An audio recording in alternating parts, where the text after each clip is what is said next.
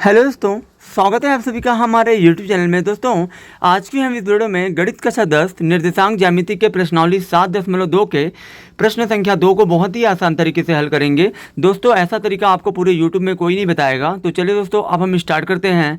जैसा कि हमारा क्वेश्चन दिया गया है, बिंदुओं 4, -1 और -2, -3 को जोड़ने वाले रेखाखंड को समत्रिभाजित करने वाले बिंदुओं के निर्देशांक ज्ञात कीजिए। ठीक है दोस्तों यहाँ पे क्वेश्चन हमारा ये बोल रहा है कि 4, -1 और -2, -3 को जोड़ने वाले, जैसा कि दोस्तों हमने 4, -1 और -2, 3 को हमने क्या कर दिया, जोड़ दिया।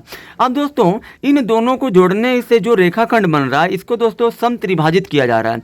समत्रिभाजित का मतलब दोस्तों ये होता है कि 3 बराबर भागों में बांटा जा रहा है। ठीक है दोस्तों, यहाँ से लेके यहाँ तक एक भाग हो गया, यहाँ से लेके यहाँ तक 2 भाग हो गया, यहाँ से यहाँ तक तीसरा भाग हो गया, यानी कि दोस्तों कुल यहाँ पे 3 भाग हो चुका है। अब दोस्तों आपको फिर क्या करना है, 4, -1 को दोस्तों आपको ए मान लेना है, फिर दोस्तों -2, -3 को आपको बी मान लेना है।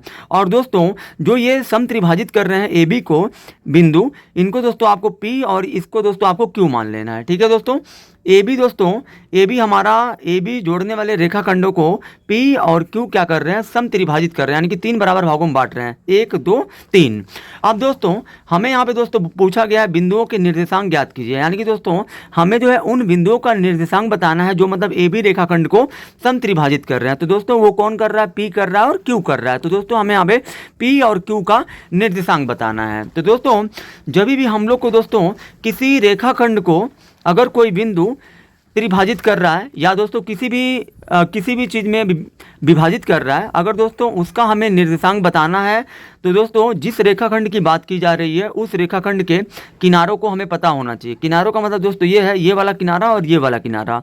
और दोस्तों सबसे पहले तो यहाँ से हम लोग पहले पी का निर्देशांक ज्ञात करेंगे। तो दोस्तों पी का निर्देशांक बताने के लिए हमें दोस्तों पी जिस रेखाखंड को विभाजित कर रहा है उनके निर्देशांक पता होना चाहिए। जैसे कि दोस्तों ए और बी को कर रहा है पी, तो दोस्तों ए का भी हमको पता है और बी का भी हमको निर्देशांक पता है।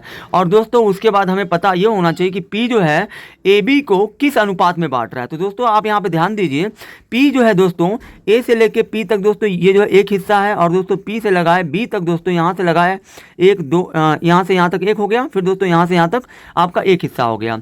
यानी कि दोस्तों जो पी है वो जो है एक संबंधी 2 के अनुपात में बांट रहा है, यानी कि ए बी को जो है पी एक संबंधी 2 के अनुपात में बांट रहा है, क्योंकि दोस्तों ए से लगाए पी तक का एक हिस्सा है और दोस्तों पी से लगाए बी तक 2 हिस्से हैं, यहाँ से यहाँ तक एक हिस्सा, यहाँ से यहाँ तक एक हिस्सा। तो दोस्तों ये दोनों तो हो गए 2 और दोस्तों पी तक यहाँ से यहाँ तक एक हिस्सा हो गया। इसीलिए दोस्तों जो पी है वो जो है ए बी को एक संबंधी 2 के अनुपात में बांट रहा है। तो दोस्तों सबसे पहले हम लोग यहाँ पे पी का निर्देशांक ज्ञात करेंगे। इसके लिए दोस्तों आपको जो है हल लिखने के बाद आप चाहें तो दोस्तों फिगर बना सकते हैं। उसके बाद दोस्तों आपको यहाँ पे लिखना है माना ए, ये जो पहला जो बिंदु दिया है हमारा क्वेश्चन में उसको आपको ए मानना है और बी आपको दूसरे वाले बिंदु को मानना है बी। उसके बाद दोस्तों तब यहाँ पे दोस्तों आपको जो है x1, x2, y1, y2 आपको निकालना है इन दोनों में से। दोस्तों हमारा जो है x1 ये हो जाएगा, x1 ये हो गया, और दोस्तों ये हमारा x2 हो गया, और दोस्तों ये हमारा y1 हो गया, और ये हमारा y2 हो गया। तो दोस्तों इन सभी को हमने यहाँ पे लिख दिया है x1, x2, y1, y2 के मान को। उसके बाद दोस्तों यहाँ देखिए, फिर दोस्तों आपको लिखना है यहाँ पे माना पी रेखाखंड ए बी को, जो पी है दोस्तों वो जो है ए बी को एक संबंधी 2 के अनुपात में बांट रहा है। जो पी है दोस्तों, जो पी है वो जो है रेखाखंड ए बी को एक संबंधी 2 के अनुपात में विभाजित करता है। तब दोस्तों पी का निर्देशांक बराबर। अब दोस्तों यहाँ देखिए, यहाँ पे दोस्तों आपको जो है विभाजन सूत्र का प्रयोग करना है, क्योंकि दोस्तों यहाँ पे अगर जो हमको पी का निर्देशांक बताना है तो दोस्तों पी के लिए पी का निर्देशांक ज्ञात करने के लिए हमको विभाजन सूत्र का प्रयोग करना है, क्योंकि पी जो है रेखाखंड ए बी को विभाजित कर रहा है। इसीलिए दोस्तों हम लोग यहाँ पे विभाजन सूत्र का प्रयोग करेंगे। तो दोस्तों विभाजन सूत्र दोस्तों इसको दोस्तों लिखना बहुत आसान है, M X plus M X लिख दीजिए। उसके बाद दोस्तों नीचे आप एम प्लस एम लिख दीजिए, कॉमा दीजिए, फिर दोस्तों M Y plus M Y कर दीजिए और बटे में दोस्तों एम प्लस एम कर दीजिए। उसके बाद दोस्तों यहाँ पे आपको दोस्तों सिंपली सा क्या लिखना है, यहाँ दोस्तों आपको 12 लिखना है, फिर दोस्तों यहाँ पे आपको 21 और नीचे 12, फिर दोस्तों यहाँ 12, फिर ये 21 हो गया, फिर नीचे दोस्तों आपका हो गया 12।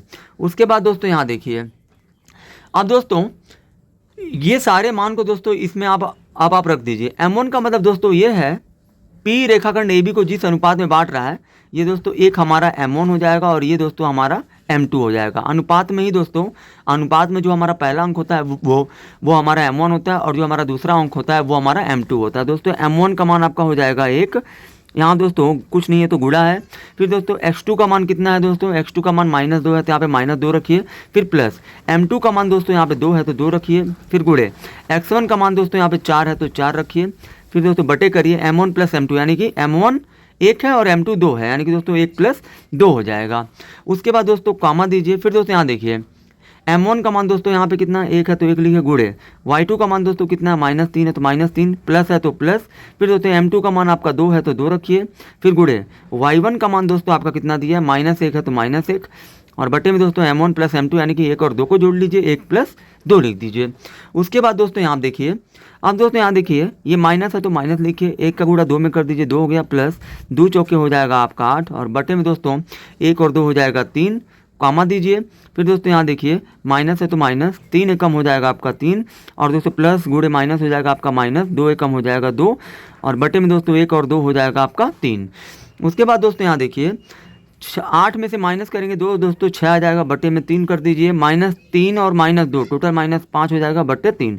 3 से 6 को काटेंगे 2 बार में कटेगा, यानी कि दोस्तों जो हमारा p का निर्देशांक होगा, यानी कि px, y, वो दोस्तों हो जाएगा 2, यहाँ दोस्तों कुछ कटेगा नहीं तो ये हमारा -5/3 रहेगा, यानी कि दोस्तों p का निर्देशांक में हमारा यही आंसर होगा। अब दोस्तों अभी हमें q का भी निर्देशांक ज्ञात करना है, तो चलिए दोस्तों उसको भी हम लोग ज्ञात कर लेते हैं।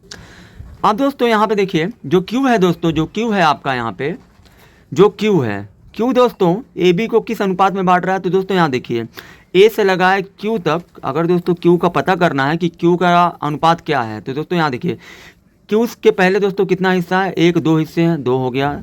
संबंधित Q के बाद दोस्तों B तक कितना हिस्सा, 1 हिस्सा है, 1 हिस्सा हो गया, यानी कि दोस्तों जो Q है वो जो है रेखाखंड AB को 2 संबंधित एक के अनुपात में विभाजित करता है। यहाँ दोस्तों आपको जो लिखना है, जो दोस्तों P का जहाँ पे आपने निकाला है, उसके बाद दोस्तों आपको जो है लिखना है, माना Q रेखाखंड AB को 2 संबंधित 1 के अनुपात में विभाजित करता है, तब Q का निर्देशांक। यहाँ पे भी दोस्तों Q क्या कर रहा है, AB को विभाजित कर रहा है 2 संबंधित 1 के अनुपात में, तो दोस्तों यहाँ पे भी आपको विभाजन सूत्र को ही लिखना है।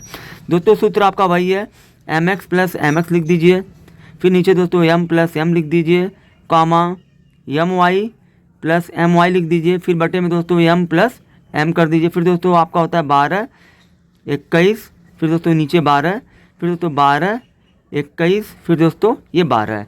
ये दोस्तों सूत्र को दोस्तों याद करने की एक ट्रिक है, 12 21 12 12 21 12 है। ऐसे में दोस्तों आपको जो है याद नहीं करना पड़ेगा ज़्यादा। अब दोस्तों यहाँ देखिए M1 का मान दोस्तों कितना है, ये दोस्तों जो आपका ये M1 है, और ये दोस्तों आपका यहाँ पे M2 हो जाएगा। M1 का मान दोस्तों आपका हो जाएगा 2, गुणे x2 का मान दोस्तों आपको यहीं से निकालना है, जो आपका AB है, क्योंकि दोस्तों AB से ही आपको x1 x2 y1 y2 का मान लेना है, क्योंकि दोस्तों Q जो है AB को विभाजित कर रहा है। तो दोस्तों यहाँ देखिए x2 का मान दोस्तों आपका -2 है तो आप -2 रखिए, प्लस M2 का मान दोस्तों 1 है तो 1 रखिए, गुणे फिर दोस्तों यहाँ देखिए x1 का मान दोस्तों आपका कितना है, x1 का मान 4 है तो 4 रख दीजिए। फिर दोस्तों बटे M1 + M2, यानी कि ये 2 + 1 हो जाएगा, कामा फिर दोस्तों M1 का मान आपका 2 हो जाएगा तो 2 रखिए, गुणे y2 का मान दोस्तों आपका कितना, y2 का मान -3 है तो -3 हो गया, प्लस है तो प्लस। फिर दोस्तों M2 का मान आपका कितना होगा, M2 का मान आपका 1 है तो 1 रखिए, गुणे y1 का मान आपका -1 है तो -1, बटे में दोस्तों M1 + M2, यानी कि दोस्तों M1 और M2 आपका यही है, 2 + 1 हो जाएगा। उसके बाद दोस्तों यहाँ पे अब आपको आसानी से इसको हल कर लेना है। यहाँ दोस्तों माइनस है तो माइनस रखिए, 2 दूना हो जाएगा 4, फिर प्लस 4 कम हो जाएगा 4, बटे में दोस्तों 2 और 1 हो जाएगा 3, और कामा माइनस है तो माइनस 2 3 हो जाएगा 6, और दोस्तों प्लस गुणे माइनस हो जाएगा माइनस, 1 कम हो जाएगा 1, और बटे में दोस्तों 2 और 1 हो जाएगा 3। अब दोस्तों यहाँ देखिए -4 से +4 कटेगा दोस्तों 0 आ जाएगा, बटे में 3, कामा -6 और -1 टोटल -7/3।